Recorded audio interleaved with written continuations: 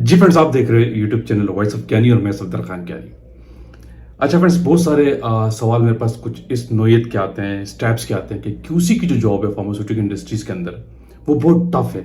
हम QC department छोड़ना चाहते हैं तो किस डिपार्टमेंट को ज्वाइन करें, कौन सा डिपार्टमेंट हमारे लिए बेनिफिट होगा अगर हमारे पास केमिस्ट्री की डिग्री है या फार्मास्यूटिकल्स की है। क्यूसी के अंदर लोगों का बिहेवियर बहुत टफ है, मैनेजमेंट बहुत टफ है, सर्वाइवल बहुत मुश्किल हो रहा है।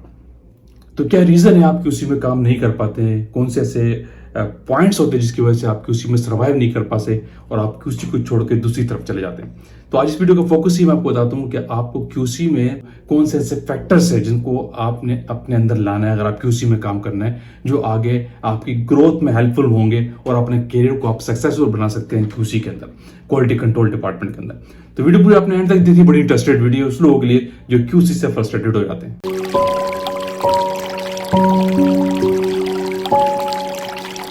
जी फ्रेंड्स, अब डिस्कस करते हैं कि क्यों आप क्वालिटी कंट्रोल डिपार्टमेंट में काम नहीं कर पाते हैं, क्या कॉजेज हैं, कौन से ऐसे रीजंस हैं जो आपको सोचने पे मजबूर करते हैं कि मुझे इस डिपार्टमेंट को छोड़ देना चाहिए।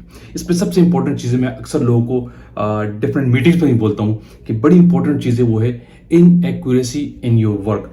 क्यूसी के अंदर आप काम कर रहे हैं क्वालिटी कंट्रोल डिपार्टमेंट में, क्वालिटी एश्योरेंस डिपार्टमेंट में, क्योंकि आपको पता है ये बैक बोन होता है इंडस्ट्री का, बड़ा क्रिटिकल और सेंसिटिव डिपार्टमेंट होता है। पूरी फैक्ट्री की, पूरी प्रेमिसेस की, पूरी इंडस्ट्री की जो रिस्पॉन्सिबिलिटी होती है वो ये डिपार्टमेंट ले रहा होता है। प्रोडक्शन काम करके छोड़ देगा चाहिए और वेयर हाउस वाले डिस्पेंस करके छोड़ देंगे और वेयर हाउस पे डिस्पैच वाले मटेरियल लेके छोड़ देंगे, लेकिन क्वालिटी कंट्रोल रिस्पॉन्सिबल होता है हर चेक पॉइंट का, चाहे ऑडिट हो चाहे प्रोडक्ट मैन्युफैक्चर होकर मार्केट में चल जाए। इसलिए बड़ा क्रिटिकल डिपार्टमेंट है।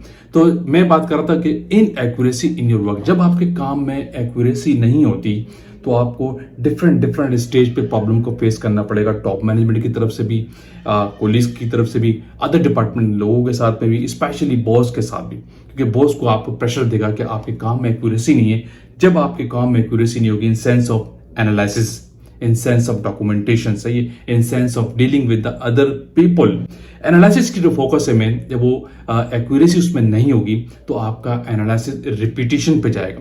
तो क्वालिटी कंट्रोल डिपार्टमेंट के अंदर जो रिपीटिशन का वर्ड है ये आपको बिल्कुल मजबूर कर देगा कि आप क्वालिटी कंट्रोल डिपार्टमेंट छोड़ दें। तो आपको अपने काम में एक्यूरेसी लानी है।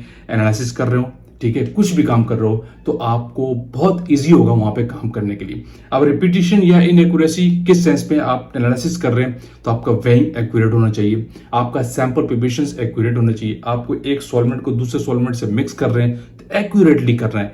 मिस हैंडलिंग किसी चीज को नहीं करना, ये आपके स्पॉइल कर देगा आपके सारे काम को, ऑपरेशन को, आपके टेस्टिंग को, आपका टाइम खराब कर देगा जो जितना भी आप किसी में काम कर रहे हैं। अगर उसमें एक्यूरेसी नहीं है, जल्दबाजी में काम करेंगे, विदाउट डॉक्यूमेंटेशन काम करेंगे तो आपका काम खराब होगा, जिसकी बेस पे आपका काम रिपीटिशन पे जाएगा तो बड़ा वर्स इंपैक्ट पर जाएगा मैनेजमेंट की नजर में, और फिर मैनेजमेंट आपको प्रेशराइज करेगी, डांटेगी, जिसकी बेस पे आप हर्ट होकर उस डिपार्टमेंट को छोड़ के कहीं और जाना चाहिए। हो सकता है फैक्ट्री छोड़ दे, ठीक है। सबसे बड़ा इंपॉर्टेंट पॉइंट है इनएक्यूरेसी इन योर वर्क। अच्छा, दूसरी बड़ी इंपॉर्टेंट चीज है वो है टाइम मैनेजमेंट। जब आपके काम के अंदर टाइम मैनेजमेंट नहीं होगी, आप किसी एक टास्क को टाइमली मैनेज नहीं कर पाएंगे तो फिर मैनेजमेंट आपको अगेन प्रेशर देना शुरू कर देगी। इंटरमीडिएट के जो साथ के कोलीग्स है वो आपको तंग करना शुरू कर देंगे। जो आपका इमीडिएट बॉस है वो आपसे रिपोर्ट मांग रहा होगा, आप रिपोर्ट टाइम पर नहीं दे पाएंगे क्योंकि आपके काम में मैनेजमेंट ही नहीं है। आपको पता ही नहीं है मुझे एक एनालिसिस करनी है या किसी चीज सैंपलिंग करनी है या कोई एसओपी बनाना है तो एक टाइम लैप्स है, उसके अंदर उस टाइम के अंदर उस चीज को आपको प्रोड्यूस करना होता है। जब वो काम नहीं कर पाएंगे तो फिर आपको प्रेशर ऐसे ही फेस करना पड़ेगा, डिफरेंट लोगों की बिहेवियर आपको फेस करने पड़ेंगे। तो क्यूसी में आपको मैं हमेशा कहता हूँ क्वालिटी कंट्रोल डिपार्टमेंट में मिनट का आपको हिसाब होता है।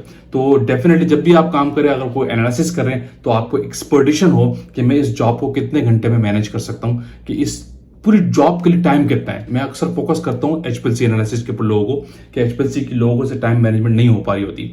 तो जब भी एचपीएलसी एनालिसिस करें या कोई भी रॉ मटेरियल की टेस्टिंग करने जा रहा हूं, पहले सारे टेस्ट को 10 मिनट के लिए समराइज कर लें कि किस काम को मुझे प्रायोरिटी पे करना है, कौन सा काम मुझे पहले करने का है।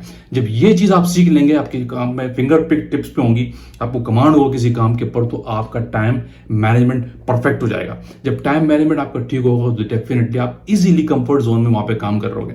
वही लोग हैकी बैकी या परेशान या प्रेशर में रह रहे होते जिनसे टाइम मैनेज नहीं हो पा रहा होता। जब आप किसी काम को करते हैं, जिंदगी में किसी भी काम को ले लें, अगर वो आपसे मैनेज नहीं होगा तो वो आपके ऊपर हैवी हो जाएगा।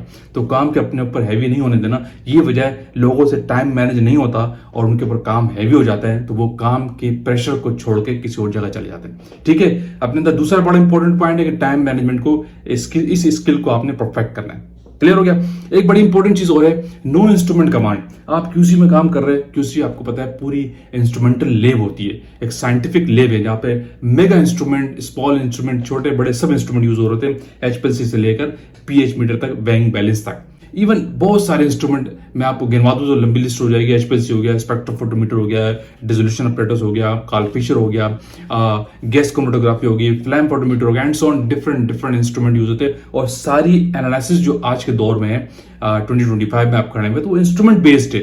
अब आप क्लासिकल मेथड पे जो यूनिवर्सिटी के अंदर पढ़ के आ रहे हैं तो वो नहीं होता, इंस्ट्रूमेंट बेस्ड एनालिसिस होती है। और जब आपको इन इंस्ट्रूमेंट पे कमांड नहीं होगी, ये इंस्ट्रूमेंट आपके फिंगर टिप्स पे नहीं होंगे, तो डेफिनेटली आप परेशान रहेंगे क्यूसी के अंदर कि मुझे ये एचपीएलसी चलाना तो कैसे चलाना है, इसका सॉफ्टवेयर मुझे चलाना नहीं आता, मुझे फला स्पेक्ट्रो पे जो ओरियन का स्पेक्ट्रो है इस पर काम करना है, थर्मो का स्पेक्ट्रो है तो सॉफ्टवेयर मुझे चलाना नहीं आ रहा, फ्लैम फोटोमीटर मुझे चलाना नहीं आ रहा, गैस क्रोमेटोग्राफी करा है तो उसके इंस्ट्रूमेंट को मुझे सॉफ्टवेयर नहीं पता।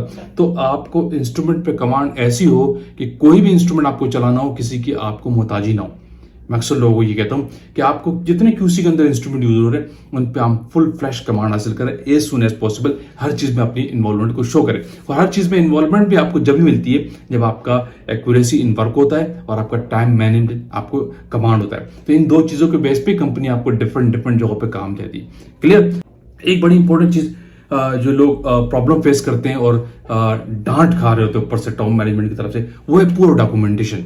जब आप डॉक्यूमेंटेशन वर्क कर रहे होते हैं क्वालिटी कंट्रोल डिपार्टमेंट में तो बहुत ही गंदा काम करते हैं। मतलब आपकी इतनी ओवर राइटिंग होती है किसी एक रॉ मटेरियल की डॉक्यूमेंटेशन के अंदर, जगह जगह ओवर राइटिंग, और फिर ओवर राइटिंग के बाद आपको कट करके किस तरह सिग्नेचर करना है उसका भी आपको अवेयरनेस नहीं है।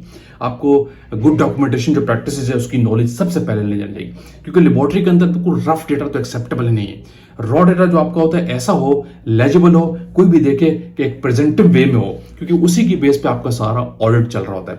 जब आप पूरा डॉक्यूमेंटेशन करेंगे, बिल्कुल रफ लिखेंगे, पता नहीं चल रहा कि आपने रिपोर्ट बनाई क्या है क्या नहीं है, बिल्कुल चीजें आपकी प्रोमिनेंट नहीं जो आपने डॉक्यूमेंटेशन की, और आपको बेस्ट प्रैक्टिसेस का भी नहीं पता कि मुझे वो सपोर्टिंग पेपर्स जो होते हैं टेस्टिंग के, जैसे स्पेल्सी के क्रोमेटोग्राम हो गए, पीएच मीटर की स्लिप होगी, वेइंग स्लिप होगी, वेट वेरिएशन की स्लिप्स होती हैं, ये सारी चीजें सपोर्टिंग पेपर कहलाते हैं। आपने कोई स्कैन किया स्पेक्ट्रम, उसका जो सपोर्टिंग पेपर है, उनको आपने कंपाइल कैसे करना है, उनको डॉक्यूमेंट के अंदर स्लिप पेस्ट करनी है तो सिग्नेचर कैसे करना है, तो ये चीजें आपको कमांड रखनी है। क्योंकि बहुत मैं आपको बार बार बोलता हूँ, बहुत क्रिटिकल जॉब होती है क्यूसी की।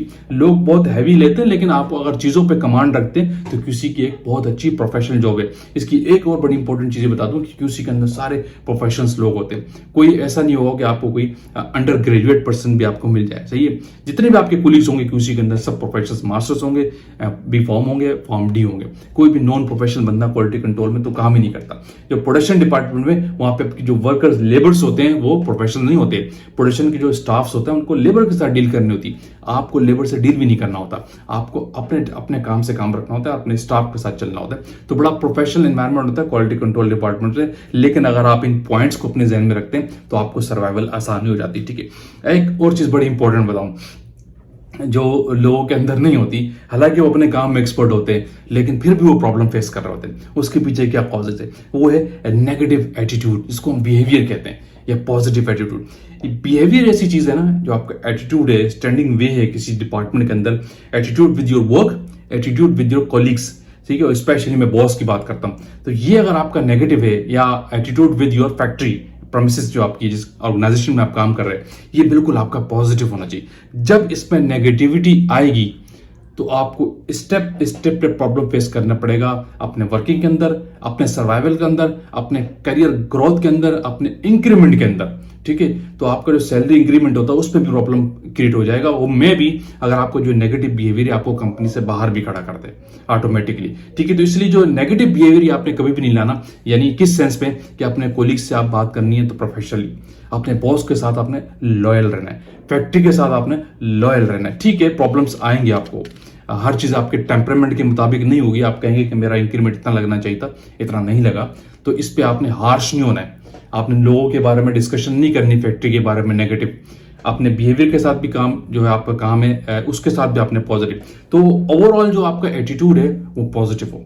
मैं अक्सर लोगों को कहता हूँ अगर आप अपने चारों कामों के अंदर एक्सपर्ट है, क्यूसी की नीड बने हुए हैं आप, ठीक है, आपके बगैर क्वालिटी कंट्रोल में काम रुकता हो, लेकिन अगर आपका बिहेवियर नेगेटिव है तो कंपनी किसी न किसी एंड से सोचेगी कि इस बंदे को हम हटा दें, चाहे आप कंपनी की नीड ही क्यों ना हो, लेकिन अगर आपका एटीट्यूड नेगेटिव है, आपका बिहेवियर सही नहीं है लोगों के साथ, फैक्ट्री के साथ, तो ठीक है, अपने अंदर पॉजिटिविटी लाएं क्वालिटी कंट्रोल डिपार्टमेंट की। ये पॉजिटिविटी तो वैसे तो ओवरऑल डिपार्टमेंट के लिए होती है, लेकिन जाहिर है क्यूसी का भी एक डिपार्टमेंट है, वहां भी आपकी जॉब है, तो अपने बिहेवियर को आपने पॉजिटिव रखना है, एटीट्यूड को आपने पॉजिटिव रखना है, अपने अंदर से नेगेटिव बिहेवियर, नेगेटिव एटीट्यूड को आपने निकाल देना है। ठीक है, और इसी के अंदर फिर आपकी पंक्चुअलिटी आती है, आप फैक्ट्री के अंदर पंक्चुअल है, किसी काम से रिफ्यूज नहीं करते, तो आपका एक पॉजिटिव रिस्पॉन्स चाह रहा होता है टॉप मैनेजमेंट की तरफ से, और मैनेजमेंट इसको कंसिडर करती है।